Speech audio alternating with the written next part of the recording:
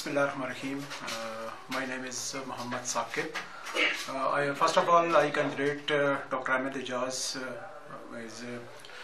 जो है इनकी आज क्लिनिक की 18 बर्थडे कह सकते हैं हम उसको हम सेलिब्रेट कर रहे हैं। तमाम दोस्त यहाँ पे इकट्ठे हैं।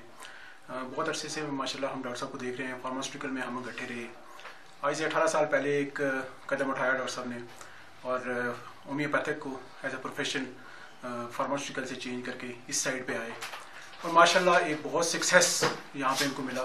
इन्हीं की देखा देखी हमारे बहुत सारे कोलीग्स जिनमें मैं खुद भी शामिल था और फार्मास्यूटिकल के बहुत सारे कोलीग्स हैं जो होम्योपैथी की तरफ आए। हमने इन ड्रग्स को भी देखा। एलोपैथिक में हम सारी ड्रग्स को देखते हैं, उनकी सारी जितनी भी फार्माकोलॉजी है उसको सारा कुछ देखा हुआ है। लेकिन अब जाके जब एलोपैथिक वाली साइड पे या इस मेडिसिन को हमने देखा तो बहुत सारी चेंज नज़र आई। बहुत सारी ऐसी वो चीज़ें हैं कि जो हम एलोपैथिक साइड पे जिसको डॉक्टर मुख्तलिफ पेशेंट्स को ये कहते हैं कि जी इसमें कोई इलाज नहीं है, लेकिन होम्योपैथिक में उसका इलाज भी मिल रहा है, सक्सेस भी मिल रहा है। और मैं खुद मेरा एक्सपीरियंस भी है डॉक्टर साहब के पास, हम अक्सर डिस्कस भी करते हैं, मुख्तलिफ पेशेंट्स के हवाले से डिस्कशन होती है।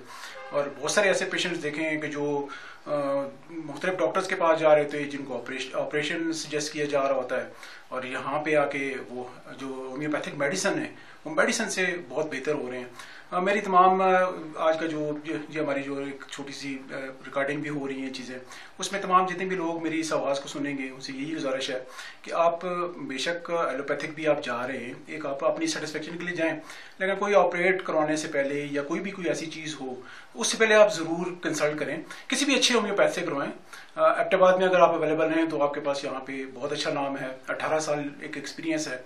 डॉक्टर अहमद एजाज का नाम है, साथ ही डॉक्टर नादिया अहमद भी हैं, वो भी यहाँ पे गायनी के हवाले से और बाकी जो जितनी हमारी ख्वातीन हैं वो उन पेशेंट्स को भी देख रही हैं। तो आप यहाँ पे ज़रूर कंसर्न करें और कंसर्न करने के बाद आप डिसीजन लें।